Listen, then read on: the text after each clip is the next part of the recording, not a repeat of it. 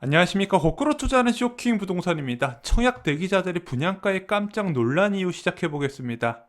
자, 지난주에 입주자 모집 공고가 화제가 됐습니다. 동탄 이신도시 동탄역 디에트르라는 아파트 주상복합이 공급됐었습니다. 아파트 531세대, 오피스텔 323실이죠. 자, 여기가 동탄역 GTX역 초역세권 지역입니다. 지금 동탄 이신도시 중에서 가장 핫한 곳에 주상복합이 공급된 거죠. 자, 가장 사업이 빠른 GTX A 노선 초역세권입니다. 자, 그래서 이게 완공만 되면은요, 동탄역에서 강남구 삼성역까지 20분 만에 갈 수가 있어요. 자, 그러다 보니까 당연히 주택 가격이 들썩거릴 수밖에 없죠. 신도시는요, 위치보다 더 중요한 게 서울 지역의 오피스 권역이 얼마나 빨리 도시 철도로 접근되냐 부분인데, 가장 최적의 환경이 조성이 된 겁니다. 그래서 동탄역 인근 지역은요, 아직도 공사가 진행 중에 있지만 호가가 전용 84제곱미터 기준으로 12억에서 12억 중반까지 올라가게 됩니다. 자, 청약 대기자들 입장에선 분양가가 궁금한 거예요. 야, 주변 시세 12억대 하니까 그래 한 70% 잡으면 한 8억 4천 정도에 나오겠구나.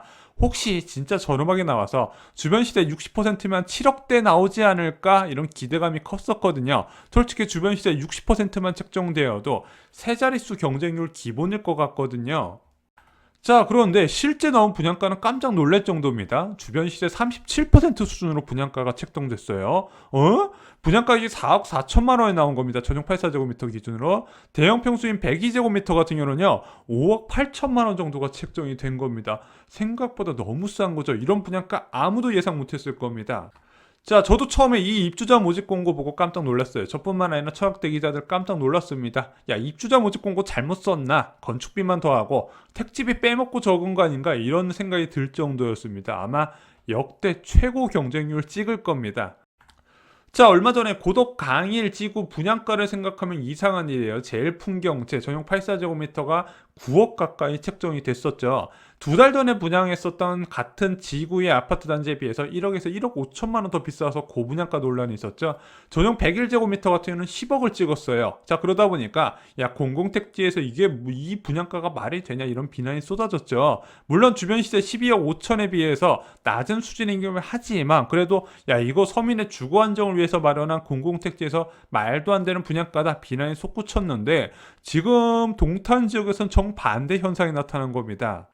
혹시 시행사가 천사인가 이런 생각도 들어요. 야, 같은 공공택지인데 어디는 주변 시세 70%고 어디는 37%에 공급했다. 솔직히 시행사 입장에서 당연히 분양가 높게 받고 싶겠죠. 왜 37%의 분양가가 나왔는지 이해가 안 되는 겁니다. 자, 최근에 공급이 많이 진행되는 검단 신도시 지역도 살펴보겠습니다. 검단 신도시에서 더 시글로라는 주상복합을 공급을 합니다. 여기가 1단계 검단 신도시 지역의 역세권 주변에 주상복합 지역이에요. 상업지구와 가까워서 생활하기 편리할 겁니다. 그런데 검단 지역이 최근 프리미엄이 많이 올랐죠. 왜 그러냐? 2019년부터 미분양 조짐이 해소되고 빠르게 물량이 없어지면서 지금 프리미엄이 2억대, 뭐 거의 3억대까지 올라갔습니다. 자, 그래서 지금 그 1단계 지역의 분양 이제 주변에 프리미엄을 보면은요. 프리미엄 합쳐서 한 7억대 시세가 형성이 돼 있어요. 근데 검단 지역이 왜 이렇게 올랐냐? 서울 지역 전세난 영향을 받은 거예요. 이 지역의 과역교통 대책과 상관없이 일단은 서울 지역의 전세난이 워낙 심하니까 사람들이 대거 실수요에 전환이 됐는데 수도권 중저가 신축의 수요가 급증을 하면서 4억대, 5억대 다소화되고 6억 찍고 7억까지 올라가게 된 겁니다. 자, 그런데 분양가는 어떻게 책정됐을까? 전용 84제곱미터가 4억 6천에서 4억 7천 정도 수준이 책정됐습니다. 주변 시세 7억대인데 4억 6천 정도가 책정된 거예요. 시세의 한 65% 이하 수준에서 책정이 됐습니다. 물론 이거 보시고 싼 건 모르겠다 하실 수도 있어요. 그럼 과거 분양가와 한번 비교해 보겠습니다. 2018년 10월에 검단 신도시 호반 베르디움에서 4억 천 전후의 분양가를 책정했었거든요. 자, 2018년 거의 3년 전쯤에 4억 천 했고 지금은 한 4억 6천 정도니까 5천만 원 10% 이상 올라갔는데 솔직히 이 당시 분양가를요 지금과 비교하기는 좀 어려워요. 이때 검단 신도시 분양은요 미분양을 우려해서 굉장히 낮은 분양가를 책정했던 시기거든요. 근데 지금은 검단 신도시 분양 이제 청약 경쟁률이 거의 세 자릿수 가까이 굉장히 인기를 끌고 있단 말입니다. 수요가 굉장히 늘어났음에도 불구하고 생각보다 분양가가 늘어나지 않았다는 거죠.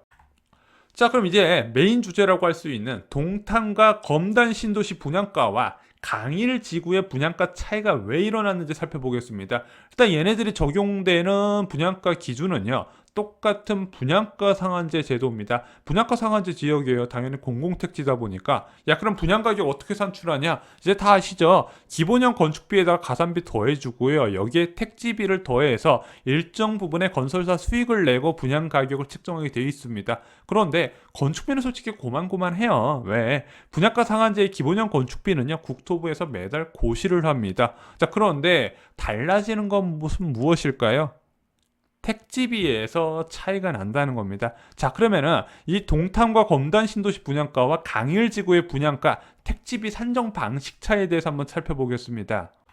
강일, 검단, 동탄 모두 같은 공공택지 아닌가요? 자, 그런데 지정 당시에 적용되는 좀 법이 다릅니다. 자, 검단 신도시와 동탄 2 신도시 같은 경우는요, 2기 신도시예요. 강일 지구는 5차 보금자리 지구라 해서 이명박 정부에서 지정을 했죠. 자, 관련 법률도 다릅니다. 2기 신도시는 택지개발 촉진법에 의해서 지정이 됐고, 강일 지구는 보금자리 주택 건설 등에 관한 특별법으로 진행이 됐습니다. 택지 공급 방식은 뭐죠? 조성원가 연동제로 진행되는 게 바로 이 검단 신도시와 동탄 2 신도시이고요. 강일 지구는 조성원가 연동제로 진행되는 보금자리 지구 정책 특별법에 적용받다가 2015년 9월에 감정가격 산출 기준으로 변경이 됩니다. 왜 그때 바꿨냐? 박근혜 정부에서 너무 분양가가 저렴해서 시장을 왜곡시킨다는 이유로 감정가격으로 바꾼 거예요. 그래서 2기 신도시 때 뒤늦게 분양되는 아파트는요, 분양가가 여전히 저렴한 금액을 유지하고 있는데, 이 당시에 보금자리 지구에서 공급되는 아파트들 보면 분양가가 다 높아요. 다 논란이 되고 있다는 게 바로 이런 이유입니다. 자, 그러면은 이제 궁금한 거예요. 야, 앞으로 지난 건 알겠고 우리가 기다리는 건 3기 신도시잖아요. 당장 내년부터 주거복지 로드맵이 본격적으로 공급이 진행됩니다. 자, 얘네들은 어떤 법률을 근거로 하고 있을까요? 또 이거는 법이 또 달라요. 공공주택 특별법 시행령에 따라서 진행됩니다. 왜? 1기, 2기 신도시를 촉진시켰었던 택지개발 촉진법은 폐지가 됐어요. 2014년에. 자, 그래서 택지개발 촉진법에서 분양 중심의 공급 확대했던 것이 공공주택 특별법, 문재인 정부에서의 신도시에서는요, 좀 임대 물량이 많이 늘어나는 단점이 있다, 이렇게 말씀을 드렸어요. 그래서 이제 김영미 국토부 장관 시절에 지정됐던 신도시는 임대 비율이 40에서 한 45%까지 가고요. 분양 물량은 한 60% 전후로 책정되고요. 이제 변창 국토부 장관 시절에 지정했던 신도시는 임대 비율이 35%로 맞춰져 있습니다. 자, 그럼 향후 공급되는 문재인 정부 지정 신규 택지의 분양가 상정 기준을 살펴보겠습니다. 두 가지 법률에 근거해서 산정이 되는데요. 첫 번째는 공동주택 분양 가격의 산정 등에 관한 규칙이 있습니다. 또 하나는 택지 개발 업무 처리 지침, 이 두 가지를 근거로 해서 분양가가 산출이 됩니다. 자, 먼저 공동주택 분양가격 산정 등에 관한 규칙 보실게요. 제3장 분양가격 산정 방식 등을 보시면요, 제7조에 분양가 상한제 적용주택의 분양가격 산정 방식이 나와 있습니다. 아까도 언급드렸던 기본형 건축비의 가산비용 그리고 택지비를 산출해요. 이 택지비가 중요하다 말씀드렸죠. 택지비도 8조에 나와 있습니다. 공공택지의 택지 공급에 가산하는 비용이라 해서 택지비로 인정받는 항목이 택지 공급받기 위해 지불한 비용, 뭐 LH나 이런 데다 지불한 비용이겠죠, 당연히.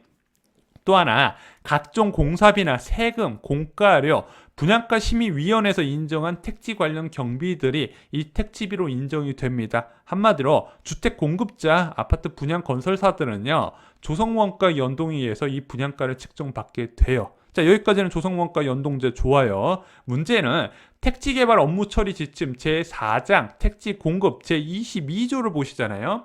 여기에 보시면은 택지의 공급 가격 및 방법이 나와 있습니다.